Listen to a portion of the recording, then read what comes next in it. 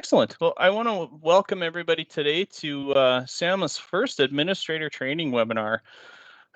Today's topic, we're doing a day in the life of an appraiser.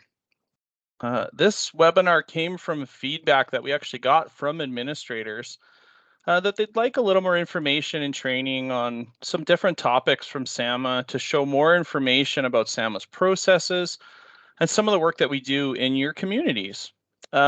This also gives us an opportunity to showcase the more human side of the work that we do. We're not just computers in offices pumping out assessments. We're people who live and work in your communities, and we want to kind of give a bit of that story as well.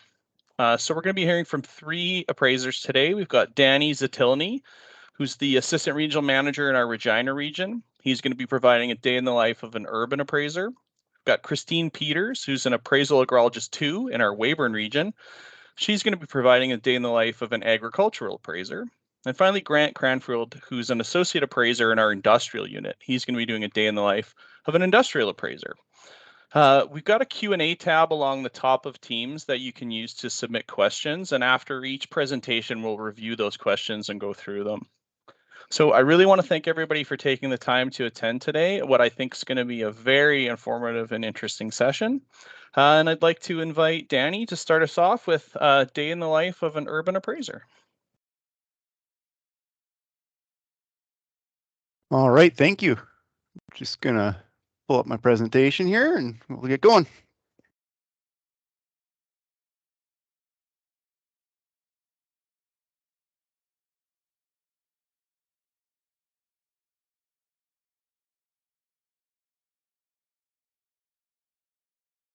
All right, thanks for that, Peter. We'll get going here. As Peter mentioned, my name is Danny Zatilny, and I'm the Regina region, and I'm going to speak a little bit about the day in life of an urban appraiser.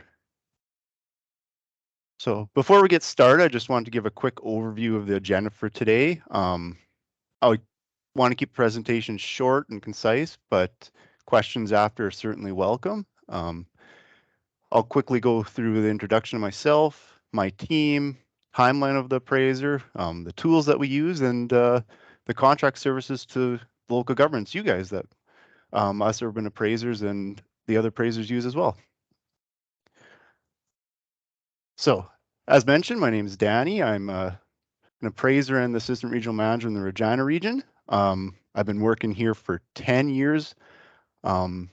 My background's in business and economics. I come from a small town in the Regina area. I've visited all these small towns growing up playing hockey. I'm familiar with them, and it's nice to go back to these small towns, my roots, and visit everything and remember.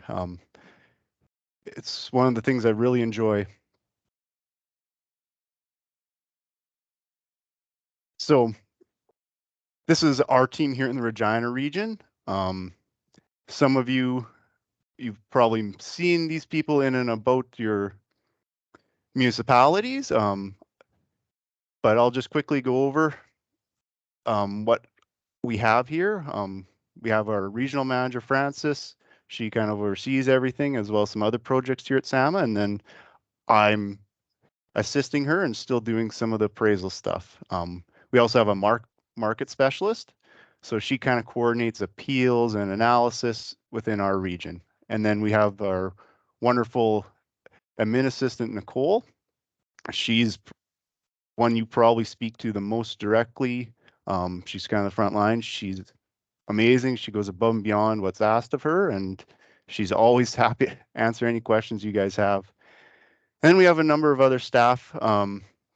We have our agrologists, which predominantly work on agricultural land. Christine will speak more to this in her presentation. And then we have some of our urban staff or associate and assessment appraisers. This is what I'll be speaking to of what these individuals do in SAMA.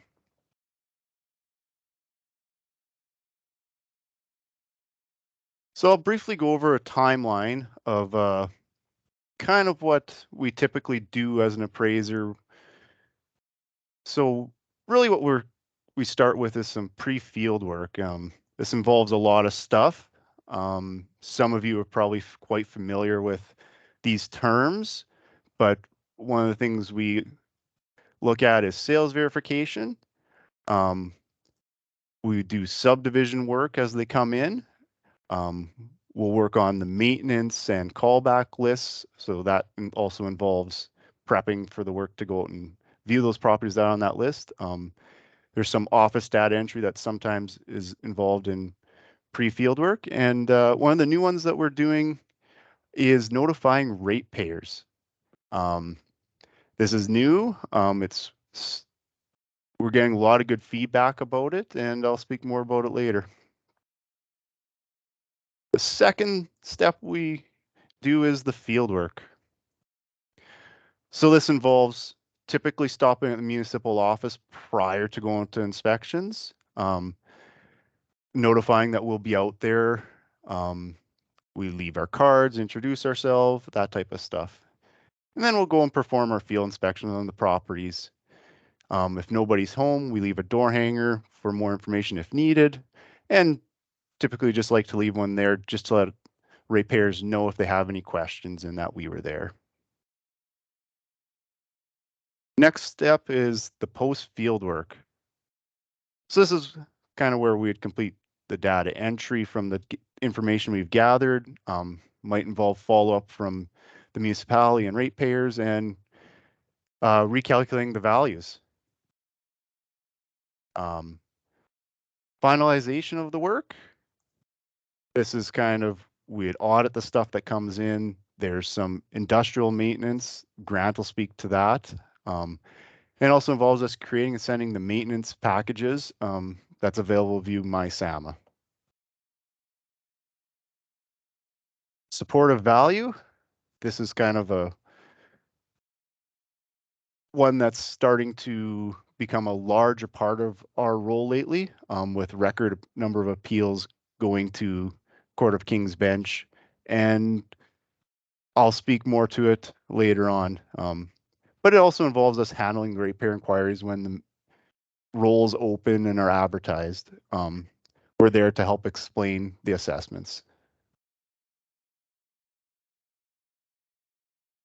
And here's a short list of some of the tools that we use as appraisers.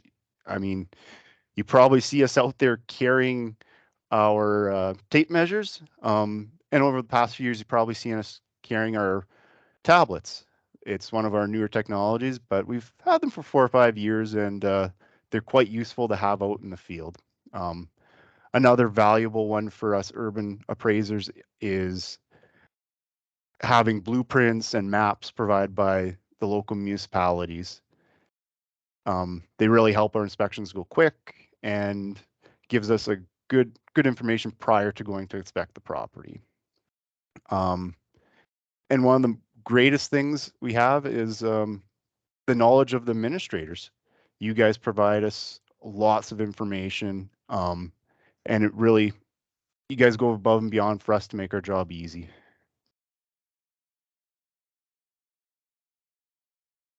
So the pre-field work.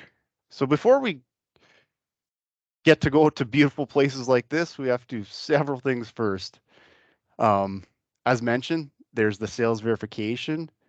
So this involves anytime a sale happens on a property, we're looking to see if it's arm's length. We have to follow up on that transaction, verify if any chattel's involved, and numerous other things. And likely place place it on the inspection list, and then we'd probably notify the person that we would be out there to inspect if what the property's condition was at the time of the sale.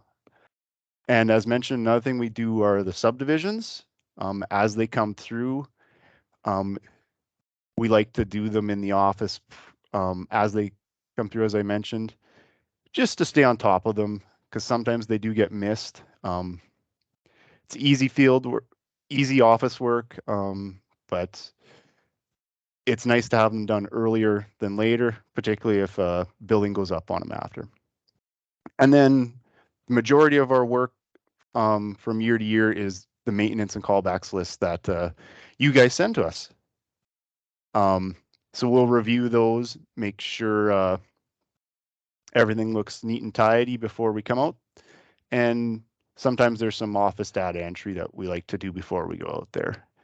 And then kind of the last step we do is notifying ratepayers. So as mentioned, this is a new step. We're doing really one of three approaches where we'll ask the municipalities for contact information, and we'll either call them, send an email, or a mass text. Personally, I've tried all three approaches. I personally think the phone call is still the best approach. It gets the most information, and the ratepayers actually really appreciate it, knowing that someone's come to their property.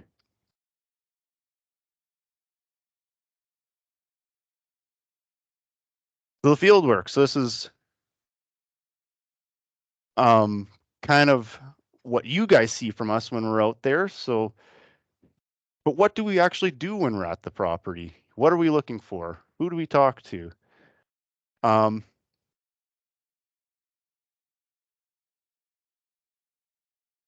What we're doing is looking at the information that you guys have provided us, whether inspect a new garage that's built, looking at the quality of a house, that type of stuff. Condition rating, all that sort of stuff.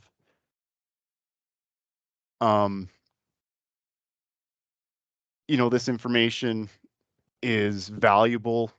We want it up to date, all that type of stuff. There's a lot more that goes into it. We're looking for even things such as obsolescence on the property, whether it's the land or the house, you know, was there flooding, all that type of stuff. There's a lot that goes into considering the valuation of the property, and it's crucial being in the field to physically see these things to make that decision on what to value the property at. And then post-field work, yeah, we don't want questions like this coming up where you look at property and wonder, how did that valuation happen? So as mentioned, getting all that data is crucial, and to avoid things like this where it just doesn't make sense. So as mentioned, this is where we'll follow up with the municipality, the ratepayers, to ensure that everything's correct. And then we'll have to sit there and recalculate valuations. This is to ensure that everything's up to date. There could be changes to a market analysis from errors or field decision. A lot that goes into that, ensure that our values are correct before we provide them to the municipality.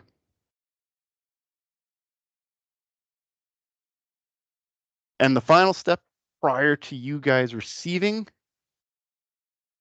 the new valuations that we've created are where we provide that final audit, ensuring that everything is correct.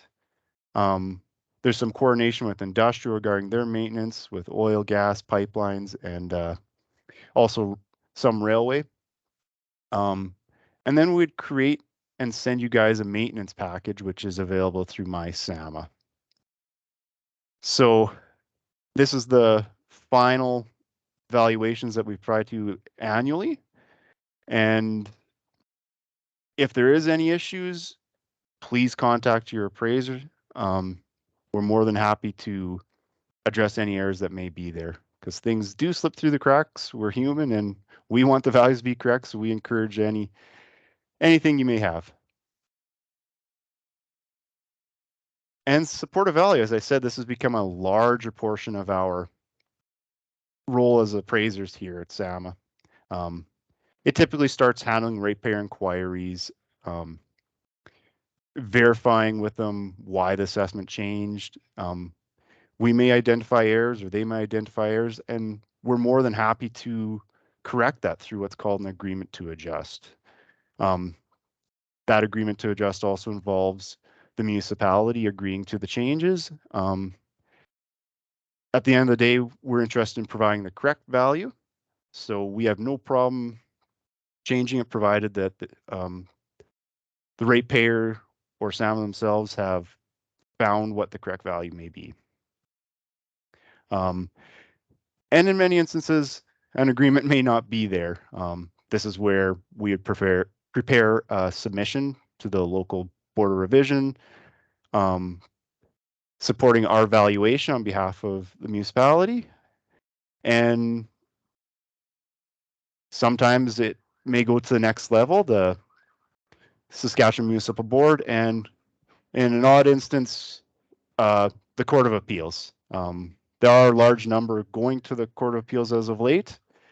And as I said, it's becoming a larger focus to us. And we want to be, we don't want to be reactive to decisions. So we want to get ahead of a lot of this stuff, which is all falls back to communication with the municipalities and the ratepayers. And I think our new processes of communicating with them prior to inspections really notifies them of what we do and maybe avoid certain situations, and hopefully it curbs appeals a bit.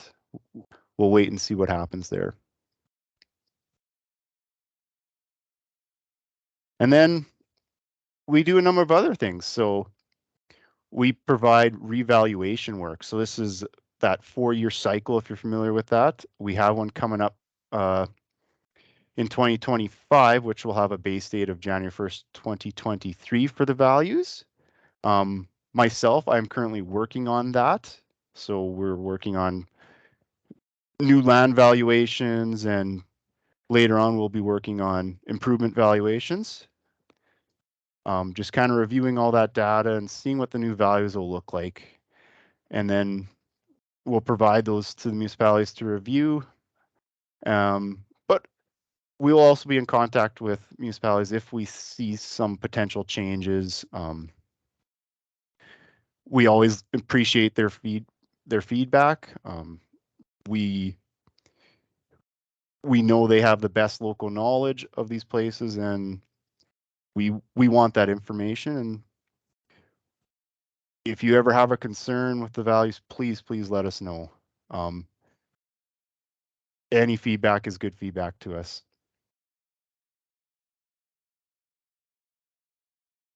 The next thing we do annually is re-inspections.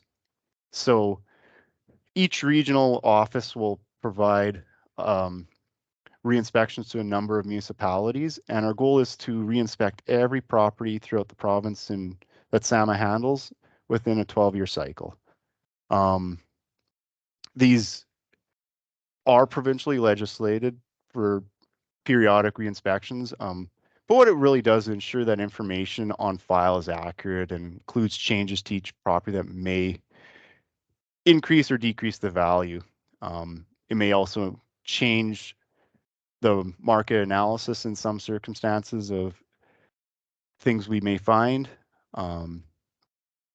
They're very valuable in keeping all the information up to date, and in many instances it creates a larger assessment base for the municipality, which is always beneficial. And I spent most of my presentation speaking about maintenance. And again, this is usually pretty specific change that you guys have outlined, and we're really just looking at the physical data of the property. And then I spoke to kind of the last thing already, supportive assessment appeals. Don't really need to go in much more detail regarding that, but those are kind of the 4 areas that we're really focused on providing to you, the municipality. But in summary, we wouldn't be able to provide this service to you if it wasn't for the great coordination that you guys have with us, appraisers. You guys make our job easy, and we love getting out there, knocking on doors, and getting everything up to date. And it's really enjoyable for me, and I'm sure I can speak for all SAMA staff that this is our favorite part of the job, is getting out in the field and doing those inspections, and you guys are the ones that make it easy for us. So I just like to say thank you. My contact information is here. I would love to answer any questions if anyone has.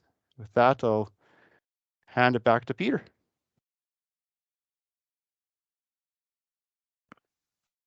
Excellent. Thanks, Danny. I really appreciate you presenting.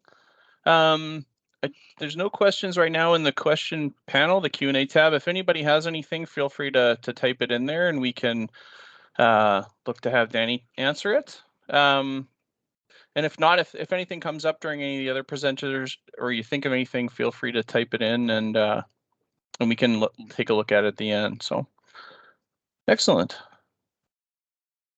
Yeah, I don't see anything there, Danny. So I think we'll move on to Christine. She's going to talk about a day in the life of a ag appraiser.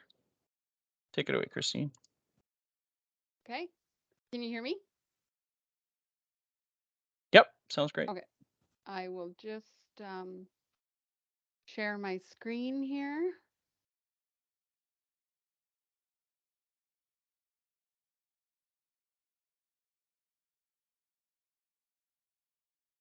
Okay, so I am going to go over a day in the life of an appraisal agrologist. So I will do a quick introduction and then I'll go over the tools that we use as an agrologist and how we do our ag land data collection and what a day in the office looks like for us and a day in the field. And then I'll do a little summary. So my name is Christine Peters. I am an appraisal agrologist in the Weyburn region, and I live about an hour southwest of Weyburn on a ranch. And we've got 3 agrologists in the Weyburn office, and each regional office has multiple agrologists, and we are all licensed by the Saskatchewan Institute of Agrologists, which governs, it's governed by standards and code of ethics. These are some of the tools that we use as an agrologist. We've got lots of maps and like we use RM maps and we use satellite imagery. We also have a new program that we've been using the last couple of years. It's a QGIS imagery program that we've been digitizing our agriculture data on. We also use shovels and water for hand texturing. We have a clinometer to measure slopes. And then we use our hands for hand texturing as well as digging holes in the dirt. So when we collect the data on the soils, we usually just do a small dig, and that can tell us a large amount of data about the soil and how we're going to value the land. So from this, we do hand texturing on the surface soil, and then this determines various characteristics such as if it's like a clay texture or if it's more of a sandy loam texture. So that's where we do the hand texturing. And then we also determine the A horizon depth, and then we also want to dig down, if we can, to the parent material. So other sources of data that we use is satellite imagery, and we can get various years of data in that. So we can go back to like 10 years prior, and we like to do that so that we can notice trends or if there's certain areas that flood regularly. So that's why we like to overlap various years of imagery when we're looking at all the quarters of land. We also ask the landowner for their knowledge in what kind of stuff that they see and what they notice. And we also use the Saskatchewan Research Council and the soil survey data. We also have historical information, and this is based on previous reinspection data that was collected And we have large amounts of very detailed information. So we rely on this heavily, and there's a lot of characteristics that we have already gathered in the past. So we just want to make sure that there aren't any errors there. So that's when we're reviewing that information. So like I've been an agrologist for about 16 years. And so when I started, we were digging and testing the soil on every pretty much every quarter section. But now we've sort of moved more into a digital process. So what we used to do is we would hand draw on the mylars. We would draw all the different soils by hand, and the re-inspections, they took a very long time, and the scope of the project was very wide. Oh, the other thing I was going to mention is generally the time of the year that we do the agriculture inspections is basically from like May until about October is when we conduct the ag land re-inspections, and then the other parts of the year we do like what Danny went over. We do the maintenance for the rural municipalities. So our some of our day-to-day things have changed when we're doing the ag land re-inspections.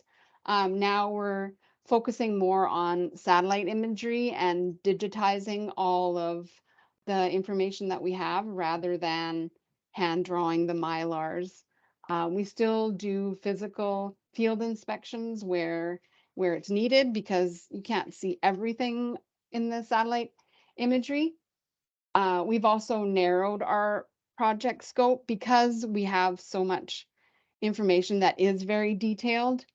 We don't always have to have a really wide project scope because of the data we already have collected. So this makes the projects a lot faster, and we can complete them in a few months rather than like a year or two. So our reinspection cycle is a lot faster.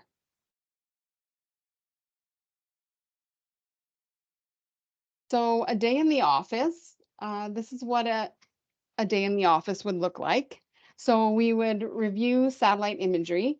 So current and historical imagery is vital so that we have a reference to go by. Then we map and label the soil areas. We use the QGIS program to map the soil polygons. And we use historical mylars that were hand drawn, and then now we're moving all that information into the digital form. So we map out the waste acres, and this is determined by the QGIS imagery software that we have. Then we also map out the rating areas. So for example, we would look at flooding areas or areas that have a lot of salinity, and we want to map all that out so that those acres will get a different rating than an area that's just cultivated. Then we would enter all the data, and that's based on the imagery because we can get all the acres from that QGIS software that we're using. And then if there's something that doesn't really make sense on the imagery, then we'll do an inspection if it's needed. And then at the end of the project, we will do an audit. So we'll download all the data and make sure that it's all consistent and there isn't anything that's an outlier. So this is what our imagery looks like, and how we would map out the waste. So on the left side here, this gray area, that would be the cultivated area. And then the little red area, that's where we've digitized the waste acres out. And then this green area is the pasture. And we've indicated that the pasture is like a loamy sand pasture rating.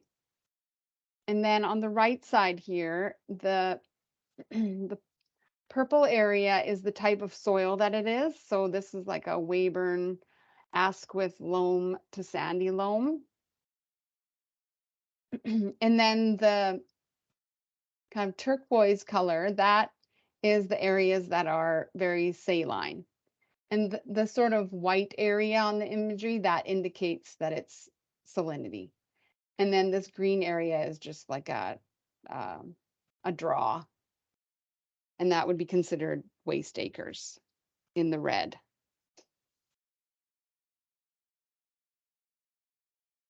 So this is what our previous Mylar looked like, the image on the left here. So we would hand draw all of the soil polygons. And this is what the current Mylar looks like now that we're digitizing on the QGIS software.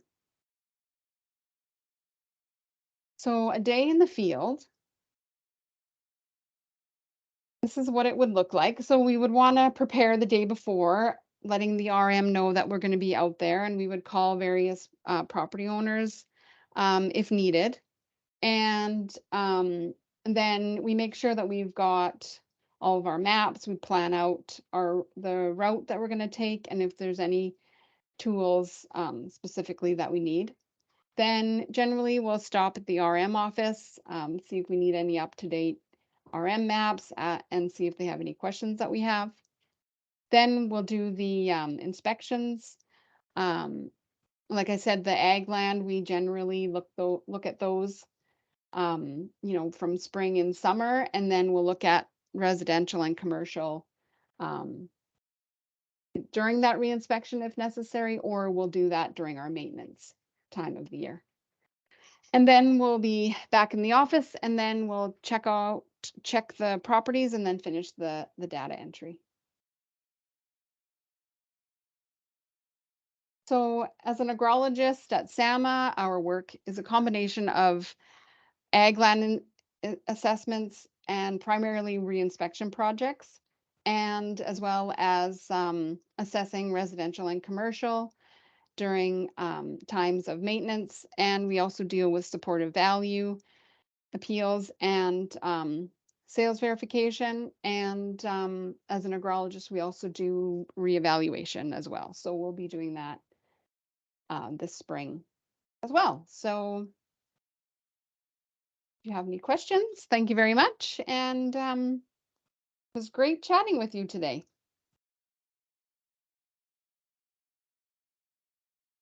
I'll turn it over to Peter. Excellent. Thanks, Christine. I don't see anything coming in on the question board right now, but it was really interesting to hear about all the technology stuff that's going on, you know, thinking of those old hand-drawn Mylar maps and coming back to you know, to how now we're using technology and GIS to make that a little bit more efficient. That's great information to have. So I really appreciate your presentation. Thanks. And I'm going to bring up Grant now, and he will. Oh, and Christine, if you could just stop sharing your screen, I'll bring Grant on here.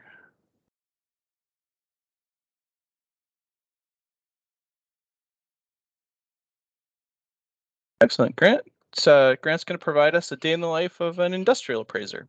So take it away, Grant. Sure, I'll just share here.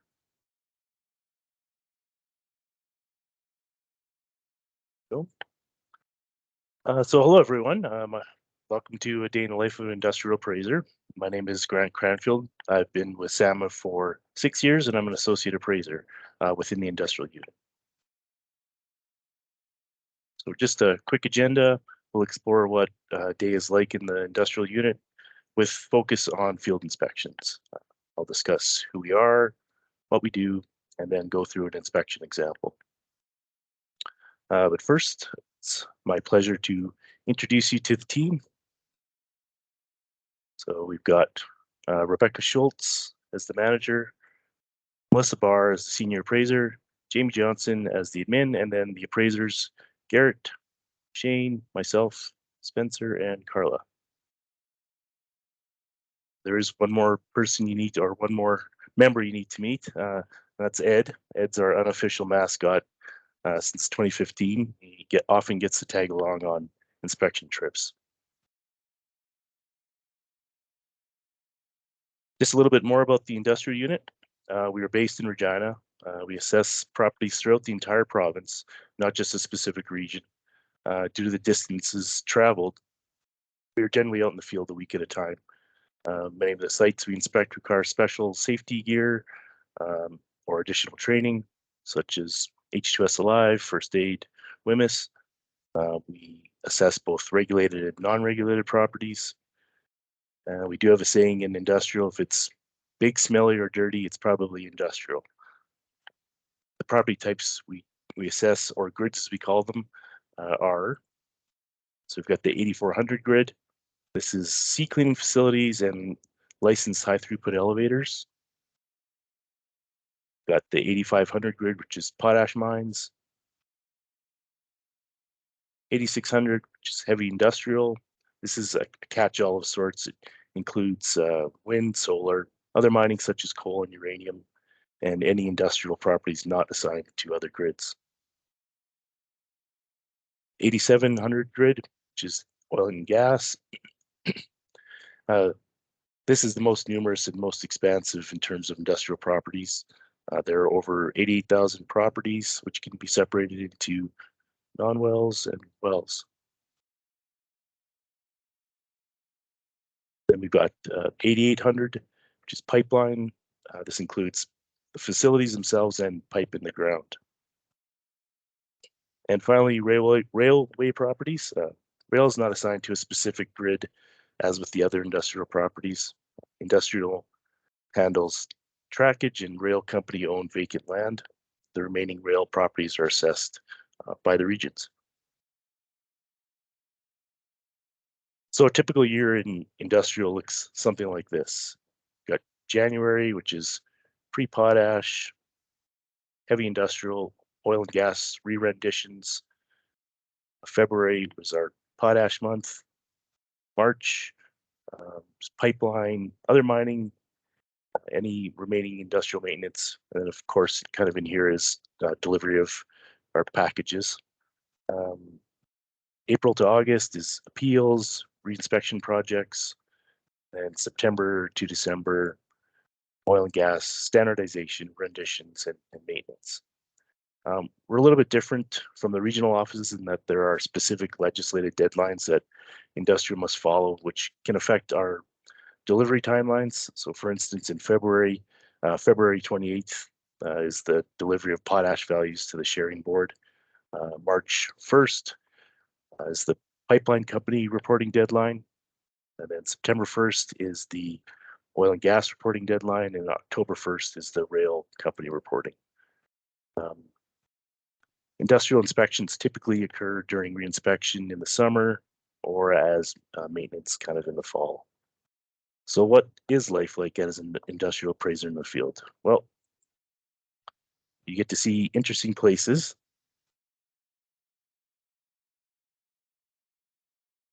Get in touch with nature. Make new friends. And you get to sample exotic cuisine. Before we leave for inspections, though, we need to do some pre-trip planning in the office, so we'll just back up a little bit. Two questions we start with are, what initiates an inspection and why do we inspect? So inspections are typically initiated by a municipality request, a reinspection project, something that's coming in company reporting, or through the facilities file we receive from the Ministry of Energy and Resources. So why do we inspect? To confirm changes made to the property. They ensure assessments are accurate, equitable, helps us stay on the 10-year cycle to review all industrial properties within the province, or it could be as part of a assessment appeal, sorry. So as part of the preparation process, we gather some information both externally and internally. So external, we've got ISC, the Integrated Resource Information System, or IRIS as we call it, permits and prints supplied by either the company or the municipalities.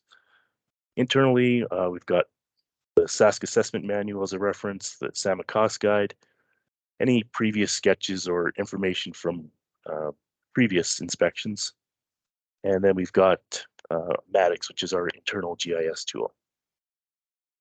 So the next step would be printing property profiles. This is just detailed information of the land, improvements, and equipment on the property.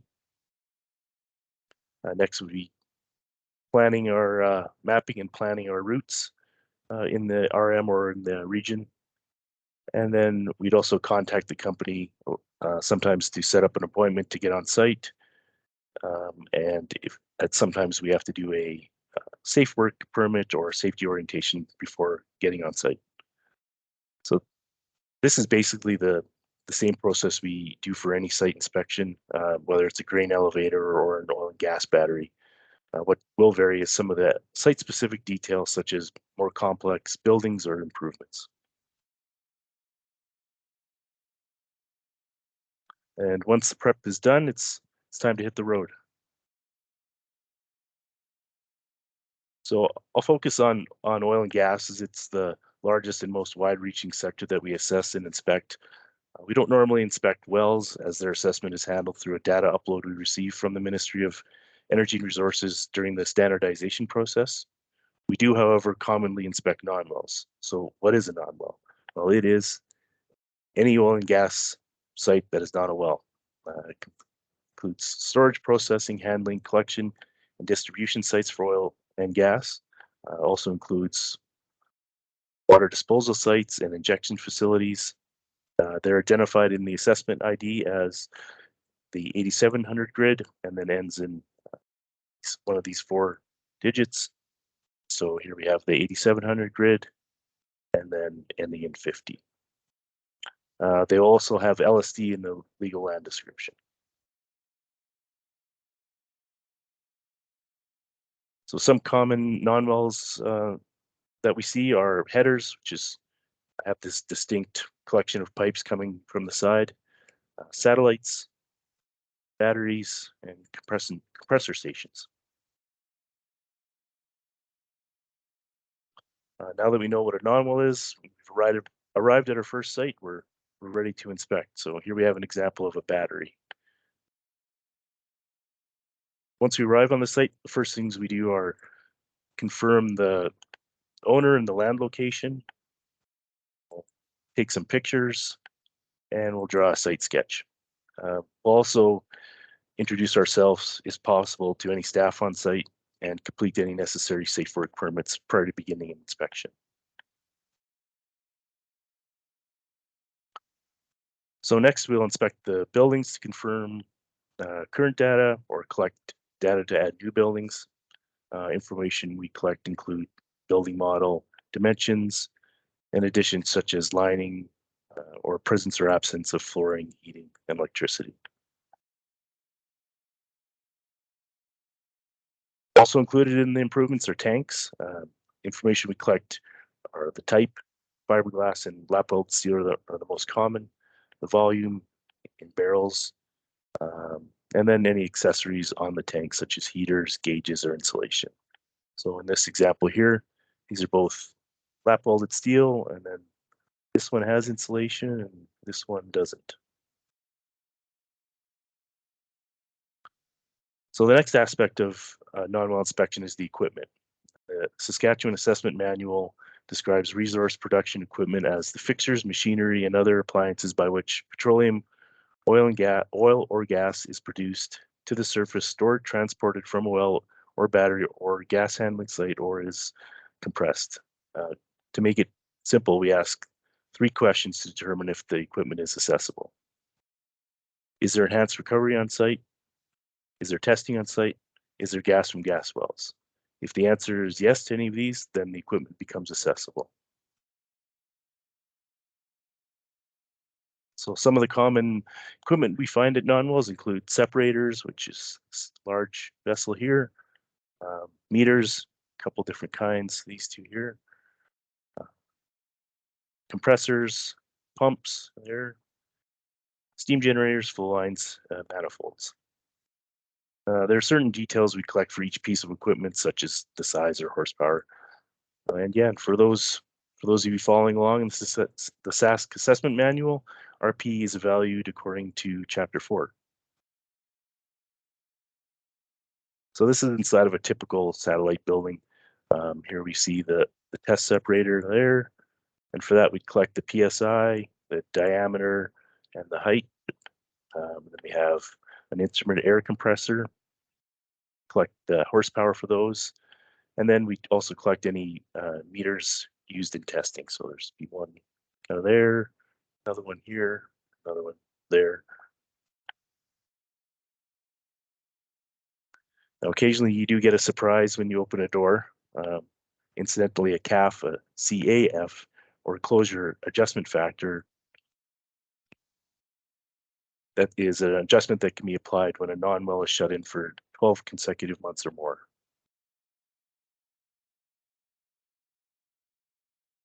So once we've completed our first site, we continue on with other inspections. When your inspection map looks something like this, usually means you're done and it's time to go home. So after the field portion is complete, we do have to put in some further office work to close out the inspections. We enter the data in Govern, which is our in-house system, transfer sketches to our drafting program and link photos, and we'll follow up with the company or RM as required.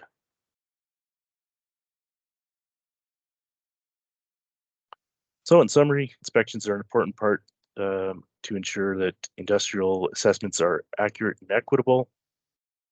They help us stay on track to follow a 10-year cycle of reviewing every industrial property in the province. At the end of the day, getting out in the field to inspect properties is an important part of our job. Personally, I find it to be one of the most interesting parts. As the old saying goes, a bad day in the field is still better than a good day in the office. Unless, of course, it's this day. Just like to take this opportunity to make a shameless plug to promote the SAMA's industrial newsletter, The Insider. The newsletter is sent 4 times annually to our client municipalities with updates on industrial projects. Our short survey was recently sent out. I think it's open until March 15th. Yeah, and if you'd appreciate your feedback on that. So, and that's it. So thanks for your time today. I hope this gives you a sense of industrial life in the field.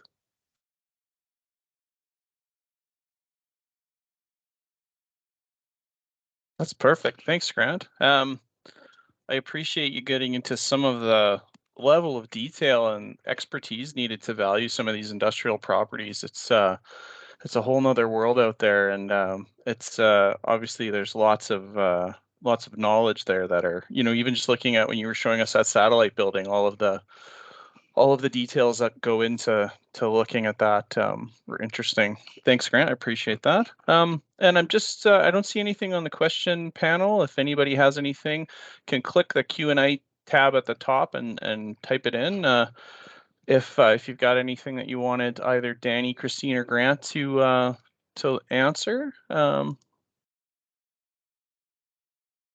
there's somebody putting their hand up. We can't unmute in this webinar, so I do need you to type a question into the Q&A panel. If somebody was trying to ask the question there, I'll just wait for that to come up. While we're doing that, I just want to say that I really appreciate Danny and Christine Grant taking the time to present today and providing some insight into how we assess properties as an agency, and not just how we assess properties, but who actually does the work and the people that are out in the field doing some of that. So it's good to get some of that insight. Oh, I just have one question coming here. Let's take a look. Christine, you might be able to answer this one. How often are soil surveys done?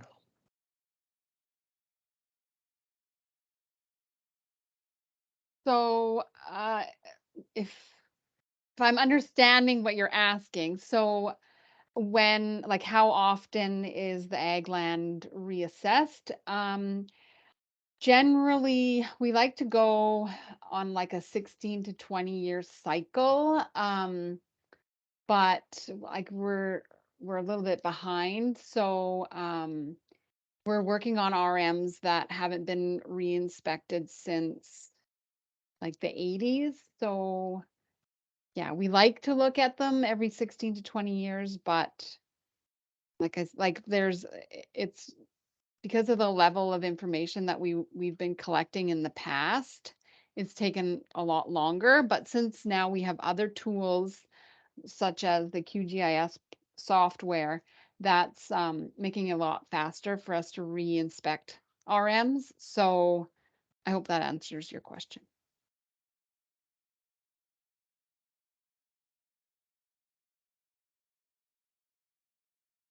Excellent. Thanks, Christine. I'm just looking here. I don't see any other question. Yeah, Crystal said that answers her question. Thanks, Christine. So, I think that unless anything else is coming in through the question and answer, I think that's all we've got for today. So I want to just take a second to thank everybody again for attending. We hope you got some valuable information out of this. We're hoping to do more of these webinars in the future on some different topics. So we might be reaching out to municipalities to get some ideas on what kind of information you think will be valuable and what you'd like to see going forward. So if you see some of that, we really value your feedback. The main reason we do this is to try to get some information to you that you will find useful and hopefully work together to, get to a good end. And I really appreciate everybody taking the time today. Again, Danny, Grant, and Christine, thanks for taking your time to present. And thanks to everybody who took the time to join. I think I'll just double check one more time. Oh, we're good for questions. All right. Well, thanks, everybody. Have a great day. Thanks, Peter. Thanks.